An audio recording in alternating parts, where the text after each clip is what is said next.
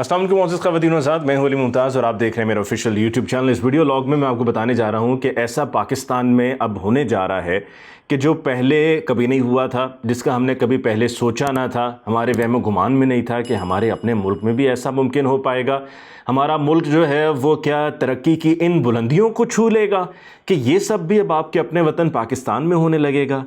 जी हाँ, तो आपके अपने वतन पाकिस्तान में अब बियर बनाने का यानी कि शराब बनाने का बाकायदा लाइसेंस दे दिया गया है एक चाइनीज़ कंपनी को। इस चाइनीज़ कंपनी की तफसील और ये चाइनीज़ कंपनी पहले कहाँ काम करती रही है और क्या क्या ब्रांड्स बनाती रही है, ये बताने से पहले आपसे गुजारिश कि आप हमारे चैनल को सब्सक्राइब करने के लिए बेल आइकॉन पर क्लिक कीजिए, वीडियो को लाइक कीजिए और शेयर कीजिए। तो जनाब, ये जो चाइनीज़ कंपनी है इसको लाइसेंस मिल गया है और इसको लाइसेंस मिला है गवर्नमेंट ऑफ बलूचिस्तान की तरफ से, और लसबेला हब में ये अपना इन्होंने सेटअप लगाया है। इनकी दी गई इतलात के मुताबिक ये कह रही हैं कि जी बनेगी भी वहीं पे और उसकी पैकेजिंग भी वहीं पर होगी, और फिर यहीं ज़ाहिर सी बात है यहाँ पर भी सप्लाई होगी विद इन पाकिस्तान भी, और पाकिस्तान से बाहर भी उसको एक्सपोर्ट किया जाएगा। और साथ में कंपनी ने ये कहा है, एक ख़त में, एक लिखे गए ख़त में उनकी तरफ से फ़ख्रिया तौर पे लिखा गया है कि जी हमारी कंपनी जो है वो गुज़श्ता कई बरस से चाइना में काम कर रही है और दुनिया के नामी गिरामी जो ब्रांड हैं हम उनकी बियर बना रहे हैं, और वही ब्रांड्स और वही नामी गिरामी ब्रांड्स अब पाकिस्तान में भी दस्तयाब होंगे, यहाँ पर भी बनाया जाएगा। और इस ख़त में जो ये लिखा गया है उसके अंदर प्राइसिंग का भी ज़िक्र है कि प्राइस क्या रखी गई है। फिर उसके बाद दावत दी गई है अपने डिस्ट्रीब्यूटर्स को कि आप तमाम हजरात भी तशरीफ़ लाइए और आकर आप देखें कि हम किस तरह से ये सारा प्रोडक्ट तैयार कर रहे हैं, और आप देखकर हैरान रह जाएंगे कि हमारी प्रोडक्शन जो है वो कितनी मयारी है और कितने इंटरनेशनल स्टैंडर्ड्स की है। हमारे यहाँ इससे पहले चाइना से बहुत सी चीज़ें, अब तो गाड़ियाँ भी आ रही हैं चाइना से, उससे पहले हमने देखा मोबाइल फ़ोन्स आ रहे हैं। हमारे बहुत से ताजर बरादरी के लोग जाते हैं चाइना, भाग भाग के वहाँ से सामान लेते हैं, यहाँ पर लाया जाता है, सामान भी अच्छा मिल जाता है, सस्ता मिल जाता है, और फिर यहाँ पर उसकी एक मार्केट भी बन गई। तो ये मोबाइल फ़ोन्स में हुआ, गाड़ियों में हुआ, इसके अलावा और भी बेतहाशा ऐसी चीज़ें हैं जो कि हम देख रहे हैं कि जिसमें ये ट्रेड चाइना के साथ हो रहा है। इसमें कोई दूसरी राय नहीं है कि चाइना हमारा दोस्त मुल्क है और चाइना के साथ हमारे ताल्लुकात के, जिस पर बहुत से लीडरान ने अपनी राय का इजहार करते हुए इस जुमले को ज़रूर कोट किया है कि हमारी जो दोस्ती है ये हिमालय से ऊंची है, समंदर से गहरी है और शहद से भी ज़्यादा मीठी है।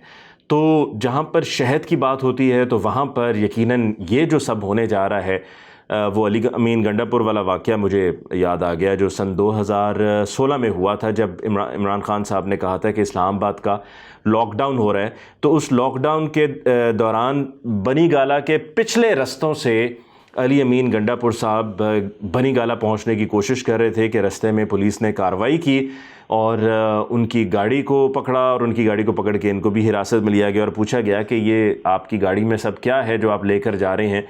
तो उसमें उनका ये कहना था कि जी जो मैं लेकर जा रहा हूँ ये शहद है, ये कहना था अली अमीन गंडापुर साहब का। तो ये जो हमारे मुल्क में इस कंपनी को, जिसका नाम ह्यू कोस्टल ब्रूअरी एंड डिस्टिलरी है लिमिटेड, ये security and exchange commission of Pakistan, जहाँ पर तमाम कंपनीज़ को रजिस्टर होना होता है और अपना रजिस्ट्रेशन का सर्टिफिकेट हासिल करना होता है। फिर उसके बाद चूँकि ये प्राइवेट लिमिटेड कंपनी है तो इसके अंदर इसके बोर्ड ऑफ डायरेक्टर्स होंगे और डेफिनेटली होंगे। फिर उसके बाद बोर्ड ऑफ डायरेक्टर्स के साथ एक सीईओ होंगे, कंपनी सेक्रेटरी होंगे, और इनका इस लेटर में ये भी बताना है कि जो हमारा अमला है वो इंटरनेशनल तरबियत याफ्ता है और काफ़ी अरसे का उनका तजुर्बा है, और हमारे साथ पाकिस्तान से भी लोग हमने इस कंपनी का हिस्सा बनाया है और वो भी हमारी कंपनी में शामिल होंगे। तो ये हमारे मुल्क में होने जा रहा है। अब सवाल ये पैदा होता है कि क्या ये जो होने जा रहा है इसकी क्या ज़रूरत थी, क्या इसकी इजाज़त दी जानी चाहिए थी,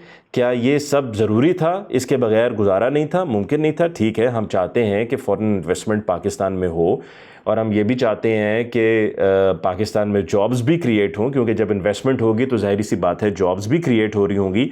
लेकिन डिपेंड करता है कि काम की नौइयत क्या है, किस तर्ज़ का काम है कि जिसकी हम इजाज़त देने जा रहे हैं। अगर हम अपने मुल्क में शराब बनाने की इजाज़त दे रहे हैं और हम समझते हैं कि ये जायज़ है और इसको हम लीगल करार दे सकते हैं, तो यकीनन मेरे तो इसमें व्यूज़ यही हैं कि मैं समझता हूँ इसकी कतन कोई ज़रूरत नहीं थी। ये इजाज़त देना बिल्कुल गलत है, नामुनासिब है। और जब हम एक तरफ ये इजाज़त दे रहे हैं तो फिर हम कैसे ये सोच सकते हैं कि हमारे मुल्क में नशे में जो मुब्तला लोग हैं उनकी तादाद में इजाफ़ा नहीं होगा। जो इस मुख्तलिफ, कोई किसी की लत है, किसी को किसी की लत है, तो वो इसमें नहीं पड़ेगा। और इससे पहले तो हमने देखा है कि कई कंटेनर्स के कंटेनर्स या खेप पकड़ी जाती थी, या कस्टम एहलकार एयरपोर्ट्स पे जब भी कभी कोई बाहर से इस तरह से मुसाफिर आता है या इस तरह से कहीं पर कोई चीज़ सप्लाई हो रही तो कस्टम्स एहलकार कार्रवाई करते हैं। महकमा एंटी नारकोटिक्स जो है वो कार्रवाई करता है। फिर पुलिस शहरी सतह पर पुलिस कार्रवाई करती है, लोगों के ख़िलाफ़ मुकदमात दर्ज किए जाते हैं। तो जहाँ पर हम ये सब कर रहे होते हैं वहाँ पर फिर हम कैसे इजाज़त दे सकते हैं एक चाइनीज़ कंपनी को? अपने ताल्लुकात बिल्कुल रखने चाहिए, ज़रूर होने चाहिए, लेकिन फिर कुछ स्टैंडर्ड्स हैं, कुछ मॉरल्स हैं। हमें देखना है कि हमारे लिए क्या मुमकिन है, क्या मुनासिब है और क्या नहीं। हमारा मज़हब इस्लाम भी इसकी इजाज़त नहीं देता है। ये सबसे बड़ी बात है। हमारा मुल्क जो है हमारा मुल्क है इस्लामी जमहूरिया पाकिस्तान। तो ये मज़हब की बुनियाद पर बना था। जो हमारा 2 कौमी नज़रिया था उसमें ये शामिल था कि मुसलमान जो इससे पहले इकट्ठे थे और अंग्रेज़ों की हुकूमत थी और अंग्रेज़ों की हुकूमत में ज़िंदगी बसर कर रहे थे हिंदुस्तान में, तो वहाँ पर उनको उनके जायज़ हकूक़ नहीं मिल रहे थे और उनको एक आज़ाद वतन चाहिए था जहाँ पर वो अपने मज़हब के मुताबिक भी अपनी ज़िंदगी को गुजार सकें, ढाल सकें और इसके अलावा भी उनको उनके जायज़ हकूक़ मिलें। तो हम कैसे इजाज़त दे सकते हैं इस तरह की चीज़ को? कानून पहले ही इस पर मौजूद है। कंपनी जहाँ पर बन गई है तो कंपनी ने अपने इस लिखे गए ख़त में साफ 2 टोक अल्फाज में लिखा है, ये ह्यूई कोस्टल वालों ने, के नाम भी बड़ा मुश्किल है, ह्यूई कोस्टल वालों ने ये लिखा है कि जी हम अपने जो हमारी प्रोडक्शन है वो यहाँ पर भी करेंगे। और उन्होंने फ़ख्रिया तौर पे लिखा है, एक तो उन्होंने कंपनी का नाम, वो ब्रांड का नाम भी लिखा है, मैं वो नाम यहाँ पर लेना नहीं चाह रहा हूँ, लेकिन उन्होंने अपने इस ख़त में ब्रांड का नाम भी लिखा है कि ये ब्रांड है जो हम इंटरनेशनली पहले बनाते आ रहे हैं और वही ब्रांड्स हम यहाँ पे भी मुतारिफ़ करवाने जा रहे हैं। ये सबसे ज़्यादा परेशान कुन बात है। और हुकूमत पाकिस्तान को अव्वल तो ये कि इसकी इजाज़त नहीं देनी चाहिए थी। इजाज़त ना सिर्फ दे दी गई है बल्कि सेटअप बाकायदा लग चुका है और ये खुफिया तरीके से किसी को कानो कान ख़बर नहीं होने दी गई और ये खुफिया तरीके से सेटअप लग गया और फिर security and exchange commission of Pakistan में उसको रजिस्टर भी करा दिया गया। उसको सर्टिफिकेट ऑफ, जो कि प्राइवेट लिमिटेड कंपनी में ज़रूरत होती है, सर्टिफिकेट ऑफ इनकॉर्पोरेशन भी मिल गया। ये सब कुछ हो चुका है कि उसके बाद जाकर जब ये ख़त मंजर आम पर आया है 17 मार्च को, तो पता चला है कि हमारे मुल्क में क्या हो रहा है, ये क्या कहानी गढ़ी जा रही थी और ये क्या सारे मामलात को शुरू कर दिया गया है। तो अब भी ज़्यादा देर नहीं हुई है, हमें चाहिए कि हम इसके ख़िलाफ़ आवाज़ ज़रूर उठाएं और हुकूमत पाकिस्तान को इस दिए गए लाइसेंस को मनसूख करना चाहिए। हम कतन इसकी इजाज़त नहीं दे सकते हैं। अगर आप ये कहते हैं कि जिससे पहले वो और भी कंपनीज़ हैं, मरी ब्रूरी वगैरह है, लेकिन हम कैसे इसको जायज़ करार दे सकते हैं, ये सबसे बड़ा सवाल है। मुझे अली मुमताज़ को इस मालूमात के साथ इस वीडियो लॉग से दीजिए इजाज़त। इंशाल्लाह आपकी खिदमत में फिर हाज़िर होंगे। अल्लाह ने के बाद।